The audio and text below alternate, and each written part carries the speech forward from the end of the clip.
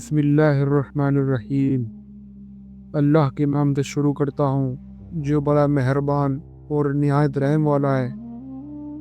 آج ہم آپ کو سنانے جا رہے ہیں ایک ایسا واقعہ جو صرف ایک غریب مسافر کا نہیں ہے بلکہ صبر، یقین اور رحمت الہی کا واقعہ ہے۔ یہ واقعہ ہے اس بندے کا جس کے پاس دنیا کچھ بھی مال نہیں تھا، مگر جس کا دل اللہ پر پورے بھروسے سے بھرا ہوا تھا۔ وہ اس واقعے کو غور سے سنیے کیونکہ شاید اس میں ہمارے اور آپ کے لیے بھی کوئی پیغام چھپا ہوا ہو۔ بہت پرانی بات ہے، جب شہروں کے راستے کچے ہوا کرتے تھے اور مسافر اپنا سفر صرف اپنے پیروں اور اللہ کے بھروسے پر پورا کرتے تھے۔ اسی دور میں ایک غریب مسافر ہوا کرتا تھا۔ اس کا نام کسی کو یاد نہیں، لیکن اس کی پہچان اس کا مضبوط یقین تھا۔ وہ دنیا کے لیے غریب تھا، لیکن ایمان کی دولت سے مالا مال تھا۔ نہ اس کے پاس پیسہ تھا، نہ کھانے کا سامان، اور نہ سر چھپانے کے لیے کوئی اپنا گھر۔ اس کے پاس صرف ایک ہی چیز تھی، دل میں صبر اور ہونٹوں پر دعا۔ وہ مسافر کئی دنوں سے سفر میں تھا۔ کبھی دھوپ اس کے سر پر آگ برساتی، کبھی ٹھنڈی ہوا اس کے کمزور جسم کو کانپنے پر مجبور کر دیتی۔ پیروں میں چھالے پڑ چکے تھے، کپڑے گرد سے بھر گئے تھے، پیٹ بھوک سے جل رہا تھا، پھر بھی اس کے چہرے پر شکوہ نہیں تھا۔ جب بھی تھک جاتا، رک کر 2 پل کے لیے آسمان کی طرف دیکھتا اور دھیرے سے کہتا، اے میرے اللہ، تو میرے ساتھ ہے۔ اس دن سفر اور بھی زیادہ لمبا لگ رہا تھا۔ سورج دھیرے دھیرے ڈھل گیا تھا، شام اپنی چادر پھیلا رہی تھی۔ دور ایک گاؤں نظر آیا، لیکن مسافر کے پیروں میں اتنی طاقت نہیں بچی کہ وہ گاؤں کے اندر جا بھی سکے۔ وہ گاؤں کے باہر ایک پیڑ کے نیچے بیٹھ گیا۔ بھوک بھی حد سے زیادہ بڑھ چکی تھی، جسم بھی تھک چکا تھا۔ رات کا اندھیرا قریب آ گیا۔ اس نے اپنا سر آسمان کی طرف اٹھایا۔ اس کی آنکھوں میں آنسو تھے، مگر آواز میں یقین تھا۔ اس نے کہا، یا اللہ، تو ہی میرا سہارا ہے۔ دنیا میں میرا کوئی سہارا نہیں، مگر تو تو سب کا ہے۔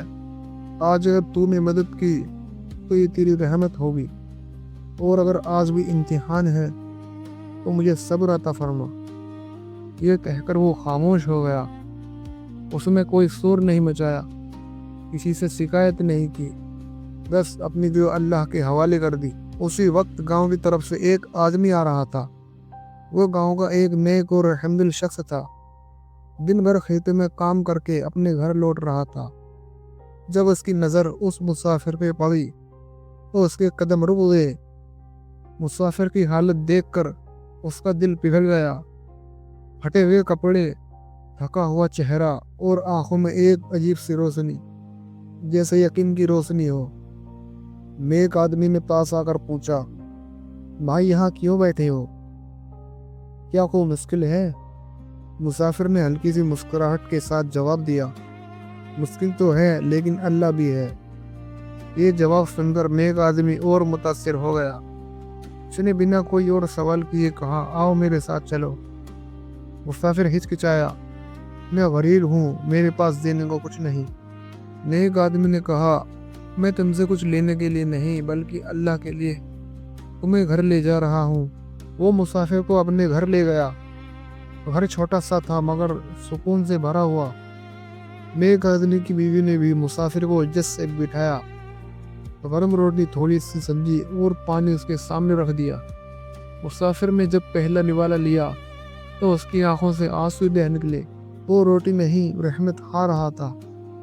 اس نے روٹی رکھ کر کہا، یا اللہ، تو مجھے بھولا ہی نہیں، تو میری دعا سن رہا تھا۔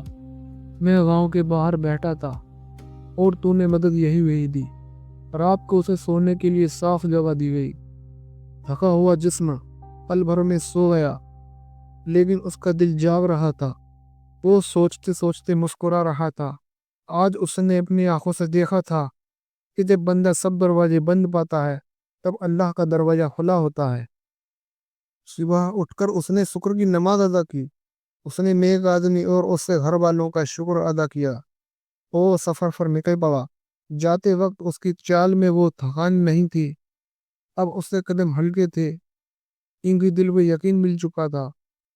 اس راہ مسافر کو یہ سمجھ آ گیا تھا کہ رحمت الہی کبھی دیر نہیں کرتی، بس کبھی کبھی امتحان لمبا ہوتا ہے، اور جو بندہ صبر اور یقین کے ساتھ اللہ پر بھروسہ کرتا ہے، اللہ اس کے لیے وہاں سے مدد بھیجتا ہے جہاں سے اسے امید بھی نہیں ہوتی۔